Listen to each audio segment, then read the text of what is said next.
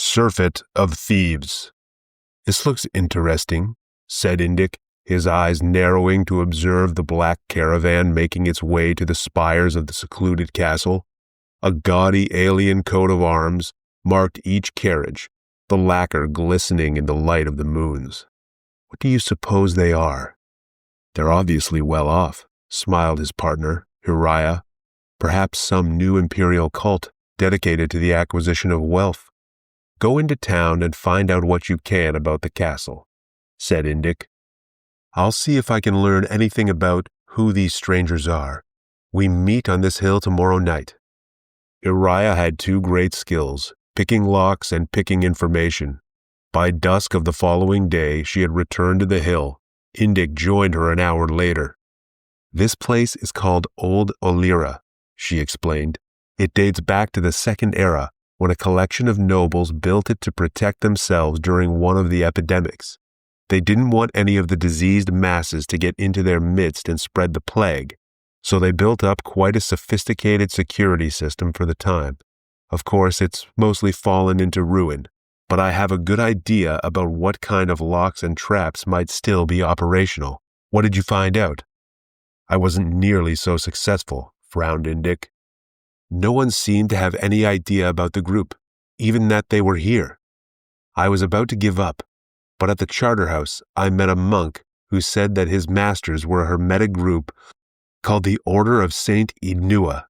I talked to him for some time, this fellow, name of Parathion, and it seems they're having some sort of ritual feast tonight." "Are they wealthy?" asked Uriah impatiently. "Embarrassingly so, according to the fellow. But they're only at the castle for tonight." "I have my picks on me," winked Uriah. "Opportunity has smiled on us." She drew a diagram of the castle in the dirt.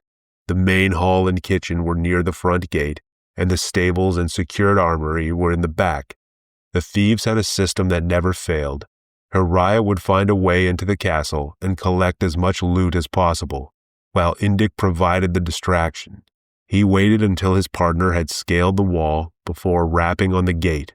Perhaps this time he would be a bard, or a lost adventurer. The details were most fun to improvise. Uriah heard Indic talking to the woman who came to the gate, but she was too far away to hear the words exchanged. He was evidently successful. A moment later she heard the door shut. The man had charm. She would give him that. Only a few of the traps and locks to the armory had been set. Undoubtedly many of the keys had been lost in time. Whatever servants had been in charge of securing the Order's treasures had brought a few new locks to a fix. It took extra time to maneuver the intricate hasps and bolts of the new traps before proceeding to the old but still working systems.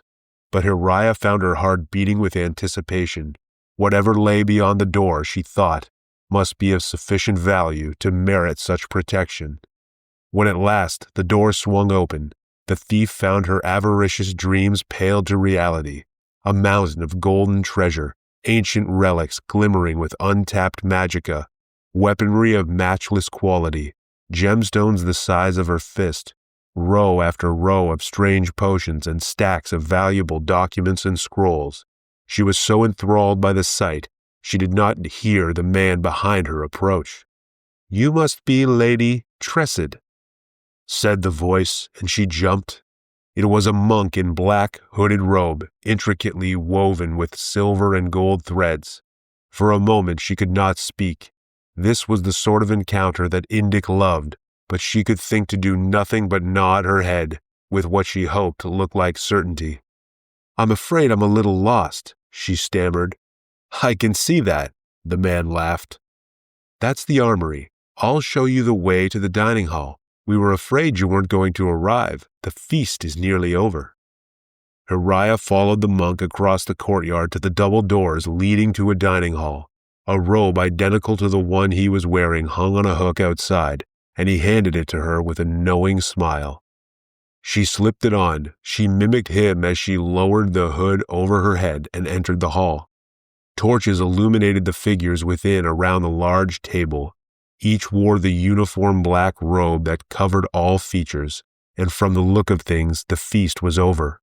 Empty plates, platters, and glasses filled every inch of the wood, with only the faintest spots and dribbles of the food remaining.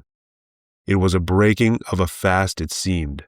For a moment, Hariah stopped to think about poor, lost Lady Tressid, who had missed her opportunity for gluttony.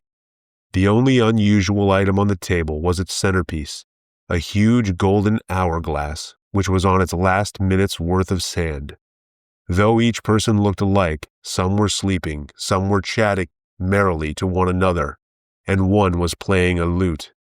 Indic's lute, she noticed, and then noticed Indic's ring on the man's finger. Hariah was suddenly grateful for the anonymity of the hood. Perhaps Indic would not realize that it was she, and that she had blundered. "Tressid," said the young man to the assembled, who turned as one to her and burst into applause.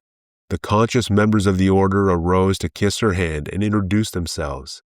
Nerdla, Sulek, Kyler. The names got stranger. Toniop, Hiddlitz, Noetarap. She could not help laughing.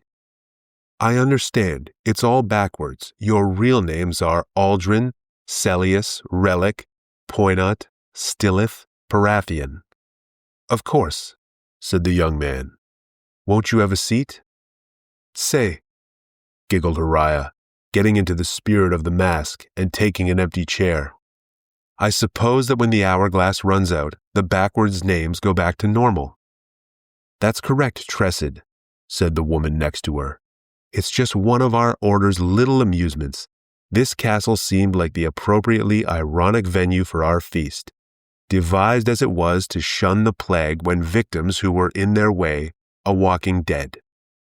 Hariah felt herself lightheaded from the odor of the torches and bumped into the sleeping man next to her. He fell face forward onto the table.